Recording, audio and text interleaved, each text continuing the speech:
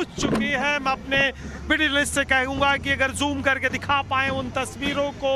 बीते 5 दशक 50 साल से इस देश के हजारों शहीद सैनिकों का प्रतीक अमर जवान ज्योति की लौ को अब हस्तांतरण करके वॉर मेमोरियल की तरफ लेके जाया जा रहा है और एक पूरी प्रक्रिया से एक लौ मसाल जलाई गई और उस मसाल को लेके तीनों सेना की जो कानवाई है वो धीरे धीरे अग्रसर है नेशनल वॉर म्यूजियम के तरफ में। और एक तरह से इंडिया गेट, जो कि अमर जवान ज्योति के प्रतीक के तौर पे इस देश के शहादत सैनिकों के प्रतीक के तौर पे जाना जाता था, अब वो इतिहास के पन्नों में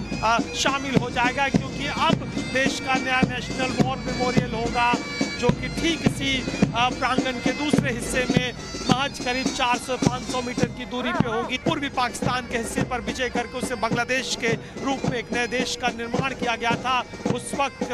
1 लाख के करीब पाकिस्तानी सैनिक भारत के कब्जे में थे और युद्धबंदी और युद्ध जो संधि का मुताबिक एक तरह से उनको छोड़ा भी गया। सो कुल मिलाकर ये जो इस देश का इतिहास था, खासकर इस देश के वॉर हिस्ट्री थी, उसमें एक नया आयाम आज आप कह सकते हैं जुड़ जाएगा, क्योंकि जो अमर जवान ज्योति की जो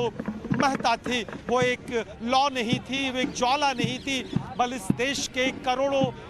देशवासियों की आस्था का प्रतीक था और उन सैनिकों की आस्था का प्रतीक था, उन सैनिकों के शहादत का प्रतीक था कि जब तक वो शहीद जिंदा है इस देश की एकता, इस देश की सीमाओं पे कोई आंच नहीं लगा सकती। और अब उनको याद करने के लिए एक व्यापक पहल है, एक व्यापक मेमोरियल है, जहां उन एक सिपाहियों के नाम अंकित हैं। आज़ादी के बाद से लेकर हाल के दिनों में बड़े घुसपैठ की कोशिशों को खात्मे के लेकर गलवान घाटी से घटनाओं में भी जो सैनिक शहीद हुए थे, कारगिल के सैनिक शहीद हुए थे, उन तमाम पलों को कैद करते हुए अब नया वॉर मेमोरियल आएगा और लोगों के लिए उत्सुकता का विषय है। हालांकि सुरक्षा दृष्टि से और जो लगातार ये चल रहा परेड की दृष्टि से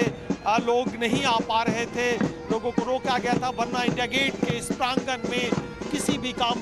सामान्य दिन में हजारों की संख्या में लोग आते हैं, अपना एक तरह से दर्शन करते हैं। अगर दिल्ली की एक सिंबॉलिक जगह, दिल्ली ही नहीं बल्कि अगर आप उस लिहाज से देखें तो देश के लिए एक बड़ी चीज़ थे। सो कुल मिलाकर ये जो पूरी जो ट्रांसफर की प्रक्रिया थी वो लगभग पूरी हो गई। आज जो सिंबल है वो एक वॉर मेमोरियल का आधा हिस्सा आप कहें इंडिया गेट एक प्रतीक के तौर पे जरूर रह जाएगा, लेकिन उसकी जो एक ऐतिहासिक, सामरिक और सांस्कृतिक जो महत्व है वो शायद अब ना रहेगा और वो शिफ्ट होकर दूसरी तरफ चला जाएगा। और सेना के 3 झंडों का प्रतीक अभी भी आप देख सकते हैं, जो देश के तीनों थल, जल, वायुसेना का प्रतीक के तौर पर और उन प्रतीक के तौर पे नीचे एक बंदूक के ऊपर एक सिपाही का कैप या हेलमेट कह लें, वो एक प्रतीक के तौर पे दिखाता था कि जब तक वो इस देश के सैनिक अपनी मातृभूमि की रक्षा के लिए बॉर्डर पर तैनात हैं, देश सुरक्षित रहेगा। और उनको नमन करने के लिए, उनको याद करने की पूरी प्रक्रिया आज धीरे धीरे अब खत्म होगी। और एक और बहुत महत्वपूर्ण सूचना जो कि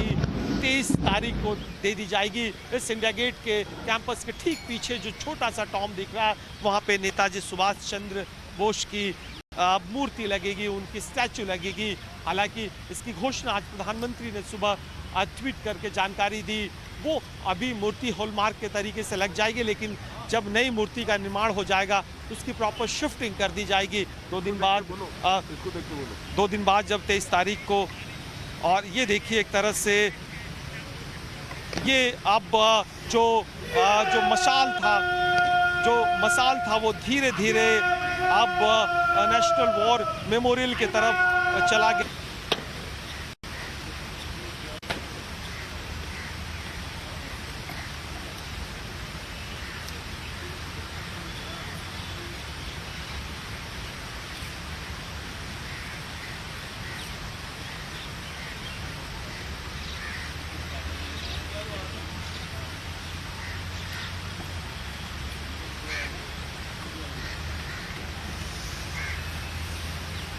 यहाँ पर अब वॉर मेमोरियल पर